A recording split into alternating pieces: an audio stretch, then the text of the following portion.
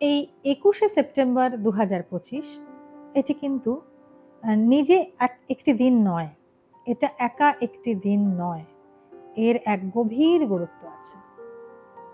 রাত যখন শিথিল হয় এই সময় সূর্যগ্রহণ হবে, সেই সময় একই সঙ্গে রয়েছে মহালয়া, অমাবস্যা, দুই শক্তি একসাথে। কি হবে, কেন এই দিনটা সামনে প্রচণ্ড ইম্পর্ট্যান্ট, আর এই সময় কি করবেন? আমি দিব্যশ্রী এই সব কিছুর গোপন প্রভাব, কাদের জন্য কি ভালো হবে কি খারাপ হবে, কারা কি করবেন, তা কিন্তু এই ভিডিওতে ডিটেলে জানাচ্ছি। এই প্রভাবের জন্য আপনার প্রস্তুত তো? মহালয়া অমাবস্যার অর্থ হলো কৃষ্ণপক্ষের শেষ দিন, পূর্বপুরুষকে স্মরণ করা এবং তাদের শ্রাদ্ধ কার্যের দিন। সূর্যগ্রহণ হবে আংশিক, অর্থাৎ চাঁদ সূর্যের অংশটাকে ঢেকে দেবে। সময় ২১শে সেপ্টেম্বর ২০২৫। যদিও অনেক দেশ থেকে এটা দেখা যাবে না, ভারতবর্ষ থেকে তো দেখা যাবেই না, সেটা তো সবাই জানেনই আপনারা। তো এই যে দুটো শক্তির মিলিত প্রভাব, এতে কি হতে পারে? মহালয়া অমাবস্যার দিনে প্রভৃতি শক্তির যে প্রভাব, এগুলো কিন্তু অনেক বেড়ে যায়। এই দিনে মানসিকভাবে অতীত স্মৃতি, পারিবারিক যে বিভিন্ন রকম পাস্ট কথা, লোকেদের কটু কথা যা হয়ে গেছিল, সেগুলো সামনে আসে।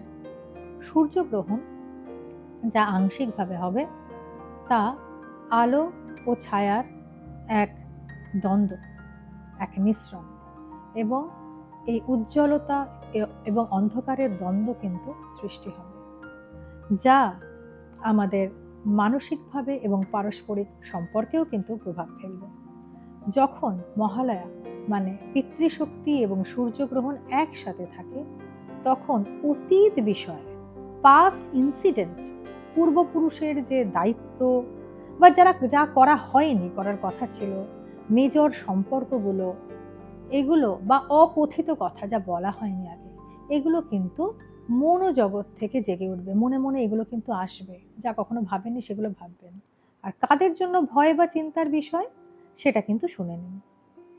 যাদের পরিবারের সঙ্গে কোনো পূর্বপুরুষদের বা আগে কোনো বোঝাপড়া ছিল, ফ্যামিলি টাসেল ছিল, বা ভ্রান্ত সম্পর্কে যারা এখনো ক্ল্যারিটি আনেননি, হ্যাঁ, নিজেদের মধ্যে কোনো ট্রান্সপারেন্সি আনেননি, যারা প্রতারণামূলক কোনো ঘটনা ফেস করেছেন, মৃত্যু বা স্ত্রীর মৃত্যু, শোক বা বহু দুঃখের অভিজ্ঞতা পেয়েছেন, তাদের কিন্তু মানসিক উত্তেজনা এই সময় বাড়তে পারে। যারা উচ্চ সংবেদনশীল মানে সেন্সিটিভ, যারা অতীতে কোনো রকম পিতৃপুরুষের যে এই পিতৃদোষ কাটানো এই টাইপের কোনো কাজ করেছেন, পিতৃপুরুষের কোনো ভুল হয়েছিল সেগুলো ক্লিয়ার করারও কিছু কাজ বা ক্রিয়া করেছেন, তাদের ক্ষেত্রেও কিন্তু স্মৃতি বা মানসিক ভার কিন্তু একটা তৈরি হয়ে যাবে। যারা ধর্মীয়ভাবে শ্রাদ্ধ বা এই ধরনের কর্মসূচি করেন, যারা নিজেরা করেন এই সময়, তারা যদি ঠিক মতো একটা নিয়মে থাকেন তাহলে ঠিক আছে, আদারওয়াইজ কিন্তু ঠিক মতো যদি এই টাইমটাকে না পালন করেন, তাহলে কিন্তু একটু বিপদ আসার সম্ভাবনা আসতে পারে। ভুল করলে কিন্তু ভয়, ভীতি এবং প্রবলেমে কিন্তু পড়তে পারেন, তাই ঠিক করে এই দিনটিকে পালন করবেন। মনস্তাত্ত্বিক দিক থেকে বলবো, মানসিক যে উদ্দীপনা বা চিন্তা, অতীতে যে লাগামহীন অনুভূতিগুলো, সেগুলো কিন্তু সামনে আসতে পারে। হ্যাঁ, দুঃখ, ঋণ শোধ, অপরাধ, ভুল সংশোধন, ভুল যেগুলো করেছেন কিন্তু কারেকশন করেননি, সেগুলো কিন্তু সামনে আসবে, সেগুলো নিয়ে অনেক ভাববেন।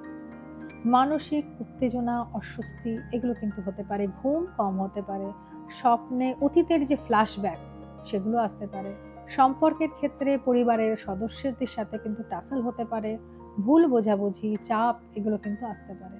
ফিনান্সিয়াল বা ফিজিক্যাল মানে শারীরিক ক্ষেত্রে কিন্তু কোনো অসুবিধা আসতে পারে, কোনো সম্পত্তি যেগুলো ধরুন শরিকি সম্পত্তি, এগুলোতে কিন্তু একটু অসুবিধা, সংঘাত আসতে পারে, দাবি দেওয়া, বন্ধন, এগুলো কিন্তু সামনে আসতে পারে। এরপর বলবো এই যে ডাবল যে পাওয়ার, অমাবস্যা এবং মহালয়া এবং সূর্যগ্রহণ, এতে কি কাজ করবেন বা করবেন না, এতে কি করবেন কি করবেন না। বড় সিদ্ধান্ত নেবেন না, কোনো বিয়ের সিদ্ধান্ত নেবেন না, ব্যবসায়িক চুক্তিতে যাবেন না, আইনি কোনো লিগাল জায়গা স্টার্ট করবেন না, ঘরের মধ্যে নতুন কাজ শুরু করবেন না, কোনো ইনভেস্টমেন্ট শুরু করবেন না মানে এই দিনে। মিথ্যে কথোপকথন, পুরনো বিষয়ে নিয়ে আলোচনা করলে ঝগড়া বাড়বে, পুরো এই পরিস্থিতি এড়িয়ে চলুন। অপ্রয়োজনীয় ভ্রমণ, মানে রাতে ধরুন আননেসেসারিলি বাইরে থাকা, এটা এই দিনে করবেন না। কোনো রিচ খাবার খাবেন না। মানসিক চাপ বাড়তে পারে এমন অনুষ্ঠানে যাবেন না, মানে যেখানে ধরুন অতীতে গিয়ে কোনো নেগেটিভ কিছু হয়েছিল সেই সব জায়গায় যাবেন না। তাহলে কি করবেন? শ্রাদ্ধ তর্পণ, পিতৃ প্রার্থনা, মিলিত মানে সকলকে নিয়ে, পরিবারের সকলকে নিয়ে বসা, আলোচনা করা, ভালো কিছু, পরিবারের শান্তি, এগুলো আনবে।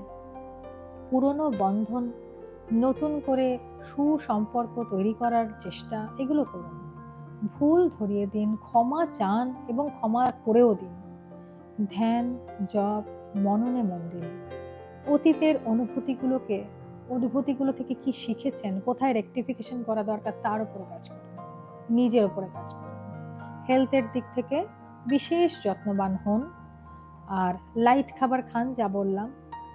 অপ্রয়োজনীয় অতিরিক্ত স্পাইসি খাবার একদম খাবেন না, সময় মতো টাইম খেয়ে নেবেন, বিশ্রামে থাকুন। পরিবেশ ও ঘর বাড়ি পরিষ্কার করুন। কোনো খারাপ কাজ এই দিন করবেন না, যা অতীতে ভুল করেছেন করবেন না। আর নেগেটিভ কিছু বলবেন না। অতিরিক্ত জল নষ্ট করবেন না। এবার রাশি অনুযায়ী কিছু প্রভাব বলছে, যেমন ধরুন আমি কিউমুলেটিভ ওয়েতে, মানে একসাথে করে জেনারেল কথাটা বলছি। যেমন মেষ, সিংহ, ধনু, এর জন্য কিন্তু আত্মপরিচয়, মনের ভার বাড়তে পারে, পরিবারের মধ্যে একটু টাসেল আসতে পারে। বৃষ, কুম্ভ, মকর, এদের জন্য বলছি বাড়িতে শান্তি বজায় রাখতে হবে, কারণ সম্ভাব্য অর্থনৈতিক চাপ ও দায়বদ্ধতা বাড়তে পারে। এবার বলবো মিথুন, কন্যা, বৃশ্চিক, মীন, তুলা, কর্কট, এদের কিন্তু এতগুলো রাশির ক্ষেত্রে কিন্তু একটা কমন ফ্যাক্টর কাজ করবে। মনস্তাত্ত্বিকভাবে এদের কিন্তু সচেতন হতে হবে। অতীতে যা চাপ ছিল, যা শোক ছিল, কথা বলে কিন্তু এই সময় কিন্তু মেটানোর টাইম।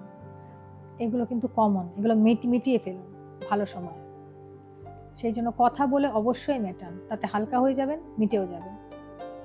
আর জার্নালিং, মানে যা অনুভূতি করছেন সেটা কিন্তু লিখে রাখুন, কি ফিল করছেন।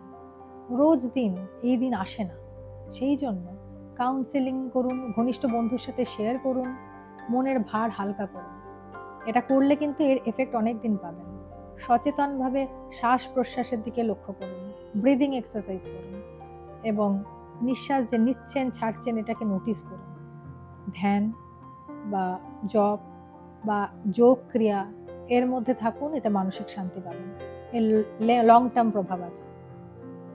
প্রকৃতির সঙ্গে হাঁটুন, নদীর ধারে গিয়ে যাদের সম্ভব তারা সেই হাওয়াটা গ্রহণ করুন, ঠিক আছে?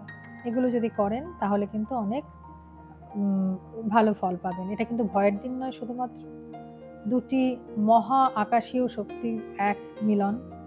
সারাদিন আপনি কি করলেন, কি করলেন না, কি অনুভব করলেন, সেগুলো কিন্তু অত্যন্ত গুরুত্বপূর্ণ। তাই এখন কিন্তু আপনাদের প্রস্তুত হতে হবে, এই রাত্রি হোক আপনার জন্য রূপান্তরের রাত। ভিডিওটি ভালো লাগলে লাইক, শেয়ার, কমেন্ট করুন। পাশে থাকা বেল আইকনটি টিপে আমাদের সাথে থাকুন এবং এই ভিডিও যাতে আপনার কাছে সবার আগে পৌঁছে যায় সেই জন্য বেল আইকনটি প্রেস করুন। নমস্কার।